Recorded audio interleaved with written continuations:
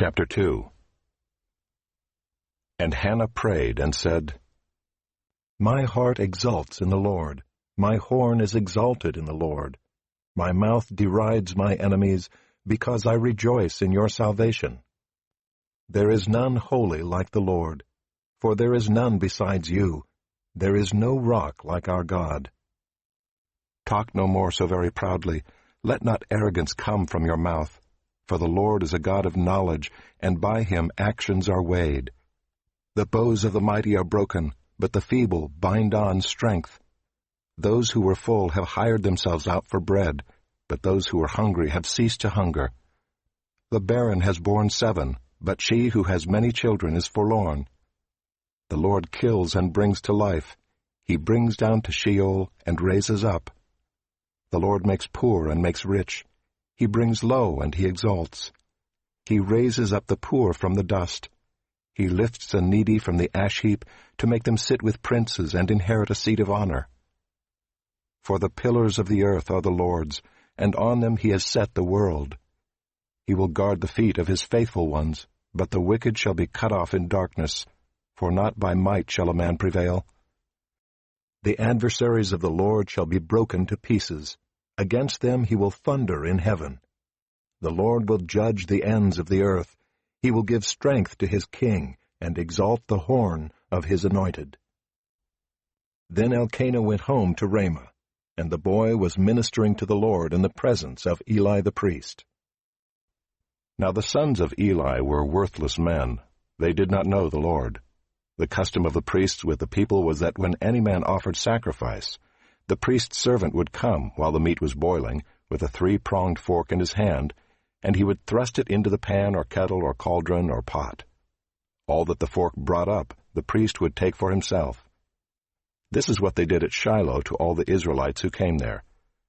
Moreover, before the fat was burned, the priest's servant would come and say to the man who was sacrificing, Give meat for the priest to roast, for he will not accept boiled meat from you, but only raw. And if the man said to him, Let them burn the fat first, and then take as much as you wish, he would say, No, you must give it now, and if not, I will take it by force.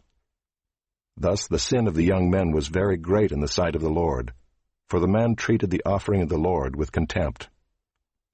Samuel was ministering before the Lord, a boy clothed with a linen ephod. And his mother used to make for him a little robe and take it to him each year when she went up with her husband to offer the yearly sacrifice. Then Eli would bless Elkanah and his wife and say, May the Lord give you children by this woman for the petition she asked of the Lord. So then they would return to their home.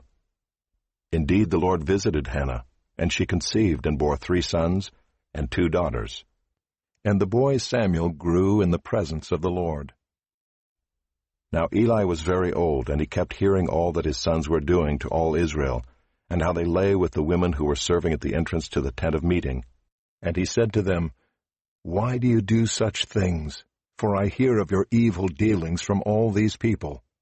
No, my sons, it is no good report that I hear the people of the Lord spreading abroad. If someone sins against a man, God will mediate for him. But if someone sins against the Lord, who can intercede for him?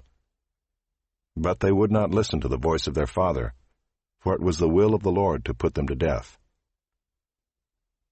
Now the boy Samuel continued to grow both in stature and in favor with the Lord, and also with man.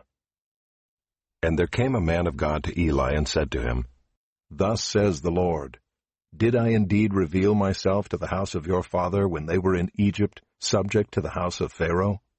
Did I choose him out of all the tribes of Israel to be my priest, to go up to my altar, to burn incense, to wear an ephod before me?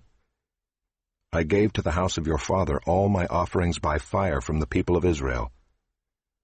Why then do you scorn my sacrifices and my offerings that I commanded for my dwelling, and honor your sons above me by fattening yourselves on the choicest parts of every offering of my people Israel? Therefore the Lord, the God of Israel, declares, I promised that your house and the house of your father should go in and out before me forever. But now the Lord declares, Far be it from me, for those who honor me I will honor, and those who despise me shall be lightly esteemed. Behold, the days are coming when I will cut off your strength and the strength of your father's house, so that there will not be an old man in your house. Then in distress you will look with envious eye on all the prosperity that shall be bestowed on Israel, and there shall not be an old man in your house forever. The only one of you whom I shall not cut off from my altar shall be spared to weep his eyes out, to grieve his heart, and all the descendants of your house shall die by the sword of men. And this that shall come upon your 2 sons, Hophni and Phinehas, shall be the sign to you. Both of them shall die on the same day. And I will raise up for myself a faithful priest, who shall do according to what is in my heart and in my mind. And I will build him a sure house, and he shall go in and out before my anointed forever. And everyone who is left in your house shall come to implore him for a piece of silver or a loaf of bread, and shall say, Please put me in one of the priest's places, that I may eat a morsel of bread.